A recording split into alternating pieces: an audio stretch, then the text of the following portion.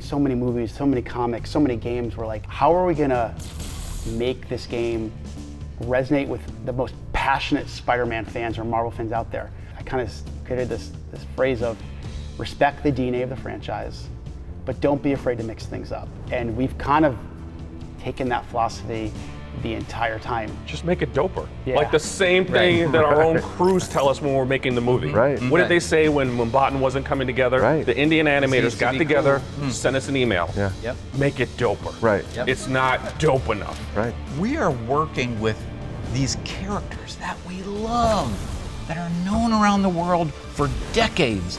What is our responsibility?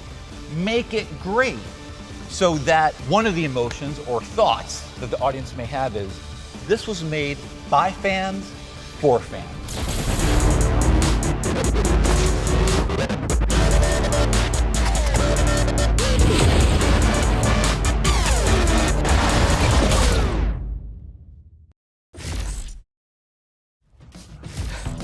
Marco, why today? I'm so getting fired.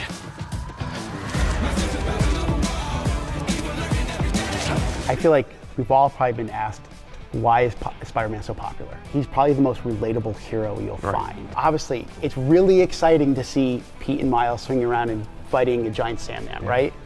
But in order to care about the stuff in the suit, you got to care about the stuff outside the suit, because you got to have both. A punch lands harder with more consequences if you understand what's happening outside. You know, look, even going through the apartment and like flipping through the records, I was like, okay, this is. I'm feeling the texture of this world. I'm, you know, I could get a sense for what Miles was going through. Yeah. When you were thinking about Venom, you could have got the symbiote and just make him a big blob. But that's not what's cool, and that's what's not important about Venom. The genius idea you had, Bryan, from the very beginning was, let's make it hairy.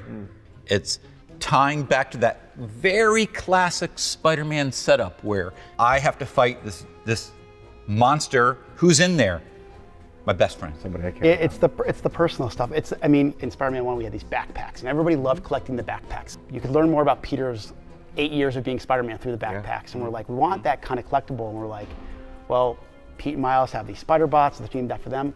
Well, what if they were spider bots from all over the multiverse? And then you guys brought up a character that didn't make it into the film, and we're like, well, what if you collect all the bots, and then you get this like location? It's just one of those things where you look back and you're like, I can't believe we were able to do that and have that kind of collaboration. I will say, I think it's generational, because I've been around long enough now to have worked for the previous couple generations where I don't even want to call it like a competitive nature, but there was sort of this separation where it was like, no, that thing's tied up in this thing, you can't do it. If you want to do it, as a fan, and you know the fans want to see it, and you know you can do it right, and you can do justice, and you're not doing it as this sort of throwaway, then it's worth doing, and it's worth exploring, and it's worth maybe staying, up a couple extra days to make it happen. Exactly. Yeah, I was going to say that was, I can't believe we pulled it off because it came in so late.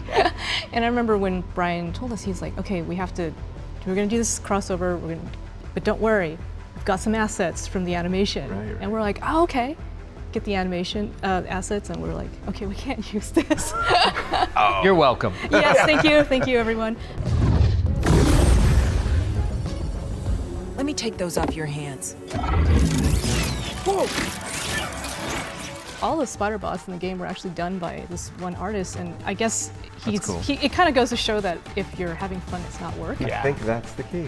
Because it was completely unexpected. We were trying to figure out how to do it, and he just said, this is the best thing ever. And he was so passionate about it. And I love that some of the same artists that worked on the film got to collaborate with you guys on the game, and I think that's just wonderful that there's this universe of people that are sort of connected and passionate about these characters.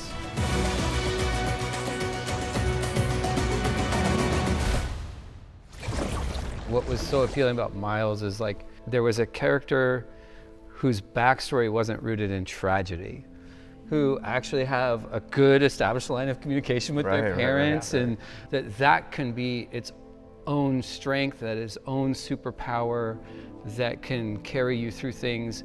And I hadn't seen it done quite like that, because it was so rare for, we see all the your dad was killed by this, and your mom was killed by that, and your uncle died here. And here was like, no, we love you, and we'll always support you. What's interesting about Miles, and I think this, what sort of Spider-Man has evolved into is this mantle that can sort of be taken on by anybody.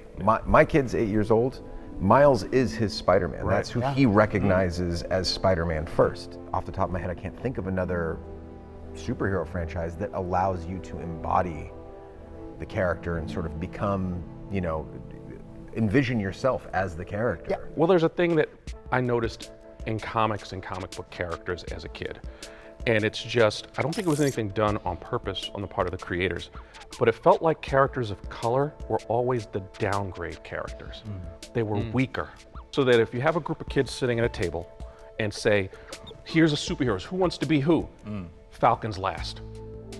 Black Panther's last. There's always, Luke Cage is strong, he ain't no Hulk.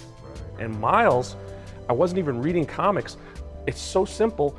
I just thought it was nice that he had dope powers. The kid could turn invisible. He could shock you with electricity. On paper, it was different, but he was as powerful as another Spider-Man. Just that. Right. Which, and by making him that, everyone wants to be him. Wherever you go from here, you have to promise to take care of that little boy for me. Make sure he never forgets where he came from. And he never doubts that he is loved. Bendición, mami.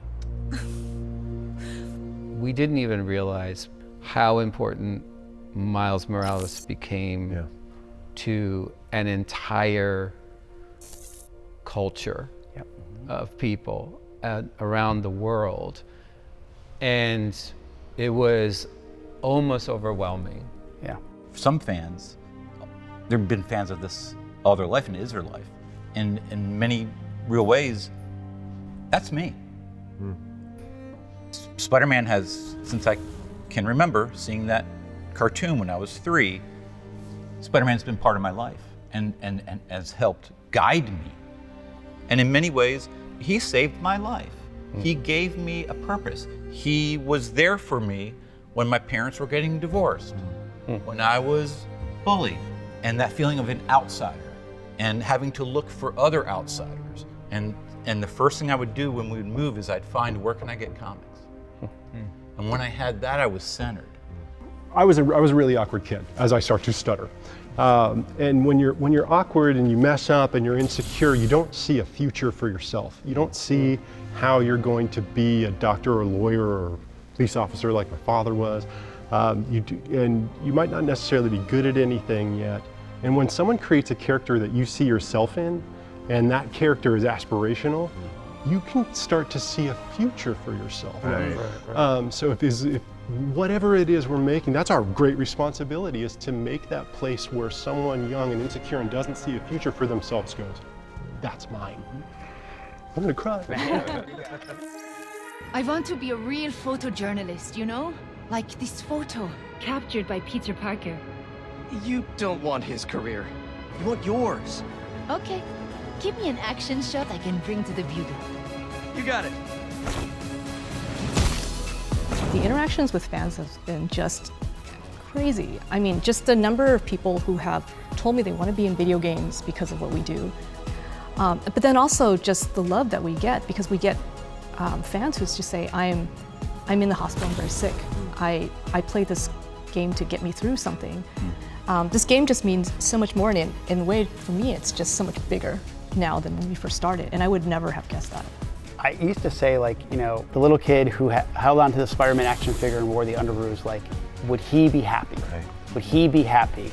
In Spider-Man 1, Aunt May works at Feast, and Pete goes there from time to time and helps out. And I remember after that game came out, we had a fan say he took a picture with his aunt, who also worked at a homeless shelter, and he said he started volunteering after playing the game. Amazing. Wow. And I was like, if this game helped one person be a better person, that's beyond my wildest. You've already changed life. Yeah.